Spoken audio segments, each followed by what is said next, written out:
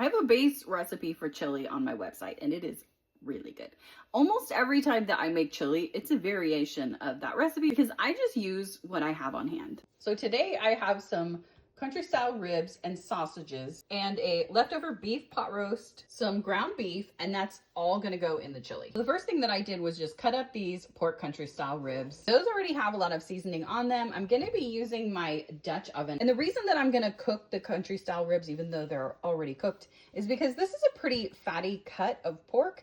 It's not quite as fatty as pork belly, but it's very similar. And so I'm gonna cook this and render out some of the fat. We're definitely starting to get some good brown bits down there. We're rendering out some of that fat. As you're doing this, if it starts to look like it's gonna burn or it's getting too smoky, you can just deglaze with a little water or stock. At this stage, it doesn't really matter. I'm not really trying to impart flavor here.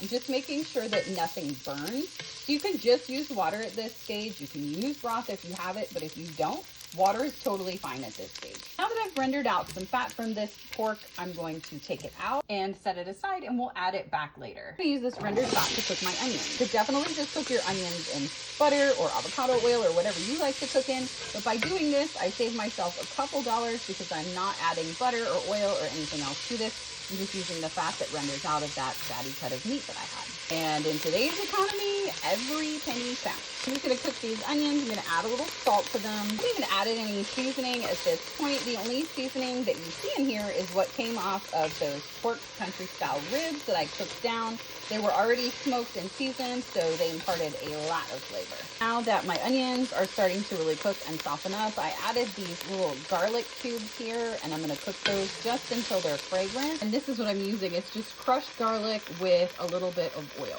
Now that my onions are softened and that garlic is fragrant, I'm again just gonna take this out. I just put those onions in the same bowl as the pork country style ribs that we cooked before.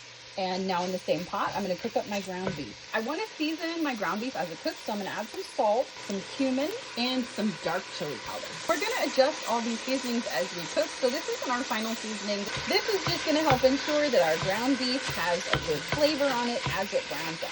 And the reason that I'm cooking these all separately, individually like this, is because all of these things are just gonna cook at different rates and at different speeds. I started with pre-cooked meat, then I cooked raw onions, now I'm cooking raw meat. And if I try to throw that all in the pot together, it just wouldn't cook as cohesively. So this makes it really easy to make sure that each one is cooking the way I want it to. I cooked the pork country style ribs until they were how I wanted them to be. I cooked the onions until they were how I wanted to be.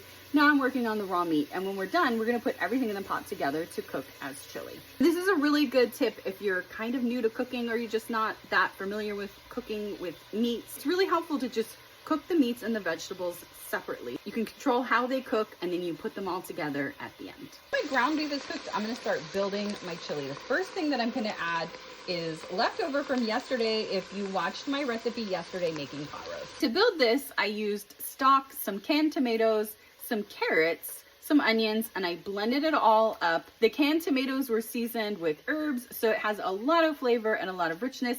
It made more than I needed yesterday to make the pot roast, but it's not gonna go to waste. It's gonna go in the chili. In that goes. I'm gonna add the juices from the pot roast I made yesterday. That was that same blend of stock, canned tomatoes, and herbs, plus the juices that cooked out of the pot roast, so lots of flavor in that. And I've got some diced tomatoes with green peppers, celery, and onion. That's going in. Now that that's starting to simmer, I'm gonna add those onions and the pork country style ribs back in. I've got my pot roast diced up here, but I'm gonna hold off on adding this pot roast. It's pretty tender. The pork country style ribs, on the other hand, are a lot more sturdy of a meat, so I want that to cook for a little while and break down a little bit more. Then I'll add the pot roast later on so that it doesn't just completely disintegrate in the pot. Same for those sausages that I mentioned. They're already pre-cooked and smoked. So I'm gonna hold off on adding those until this has cooked down and turned more into a chili. I am going to cook this on a pretty low setting for a couple of hours with the lid off. I want some of this liquid to evaporate off so that the whole chili will thicken up. If I were making this chili and I didn't have all of those juices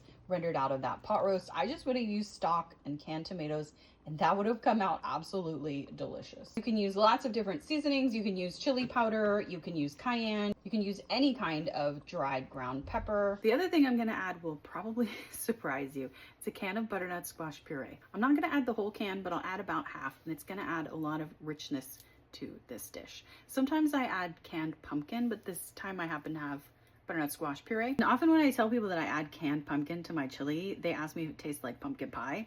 No, no, the thing that makes pumpkin pie taste like pumpkin pie is pumpkin pie spices and sugar. And in fact, if you use pumpkin pie spices and sugar and some of this butternut squash puree, it'll taste strikingly like pumpkin pie. Just gonna add a little bit of this to the chili, and as it cooks, it's gonna sweeten up. But that's not the main reason that I add it. This part is totally optional.